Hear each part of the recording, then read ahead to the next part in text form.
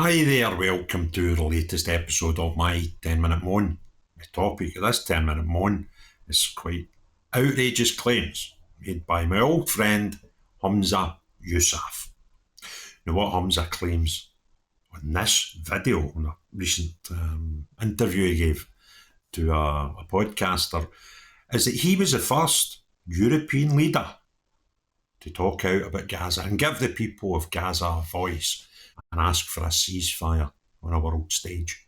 He claims he was the first. But not only that, he then goes on to claim that European leaders have let him know that they only done it because he done it first, right? No, you don't believe me. I kind of understand why you wouldn't. So what I'll do is, I'll just line up this video and let you watch Humza Yousaf's claims. On the international stage, giving a voice to the voiceless in Gaza for me was exceptionally important. As I said, there was no other European leader willing to stick their head above the parapet and call for a ceasefire. They just weren't willing to do so. And I know a number of leaders who I interacted with and I know well told me afterwards that because I was able to do so, that they were able to come in the back of it and call for immediate ceasefire too. So.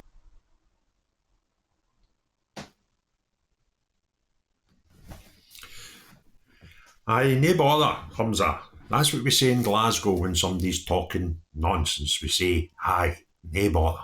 So I say to you, Humza, stop talking nonsense, right? Well, one, you were the first. Let's just put that out there. So that sort of knocks your whole tirade in the head. But if you think we're going to fall for your nonsense, that all these European leaders on a world stage contacted you and said, Humza, thanks very much for letting us all now be able to ask and call for a ceasefire in Gaza, right? You talk absolute nonsense. But one thing I'd like to remind you, Humza, is your job, the thing that you actually get paid to do, is be the member of the Scottish Parliament for the constituency of Glasgow Pork. That's your job. Not the foreign minister for Gaza or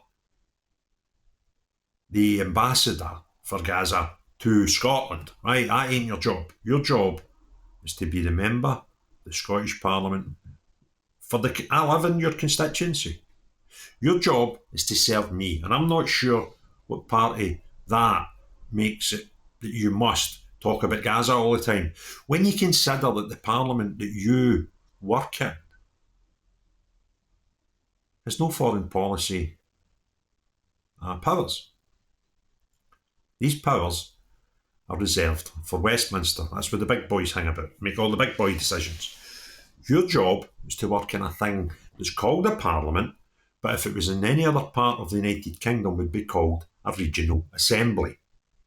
So let's not get ideas above our station. So even when you were the gaffer of the place and the First Minister of Scotland, you were the top man in a local assembly of part of the United Kingdom.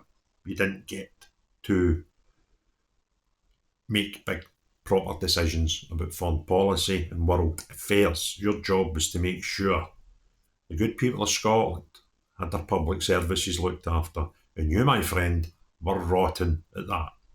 You had been in education, you had been in transport, you had been health. Had you been in education, actually? I think you might have been. You're definitely the transport minister and the health minister for parts of your career. You failed in every single one. In fact, when you were the transport minister, you get done for driving a car without insurance. You're not the sharpest, are you? So, do us a favour, remember your place.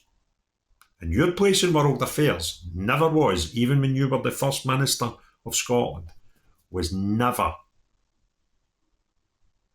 to stick your nose into foreign policy and foreign affairs, because you can't affect it. Regardless of how self-important you might think you were, and looking at this video, you think you still are. You're not really. In most countries, you'd be like a councillor, and you were the head of a council, right? So, put yourself back in your box.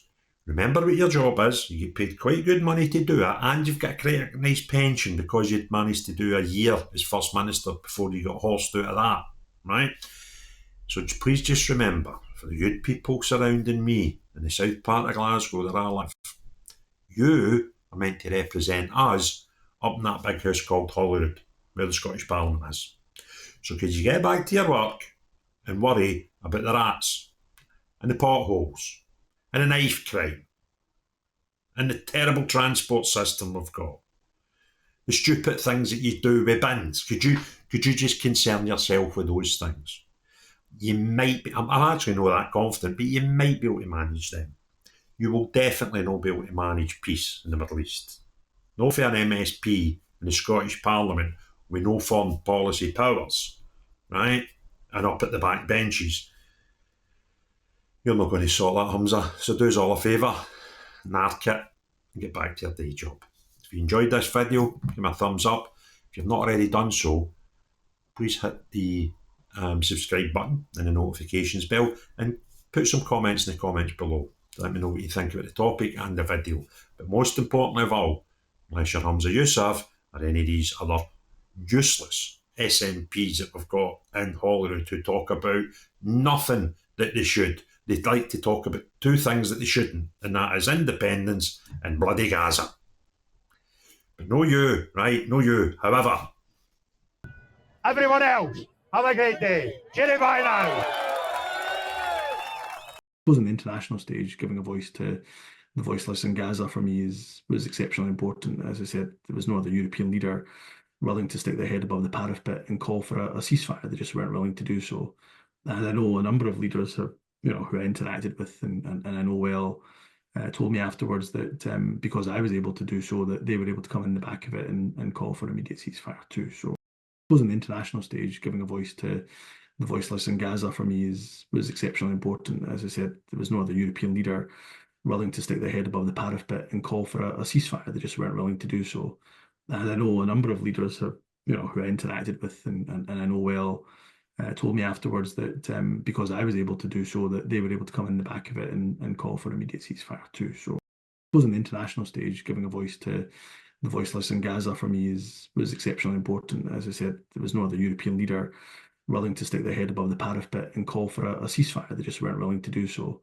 And I know a number of leaders have, who I interacted with and I know well, told me afterwards that because I was able to do so, that they were able to come in the back of it and call for immediate ceasefire too. So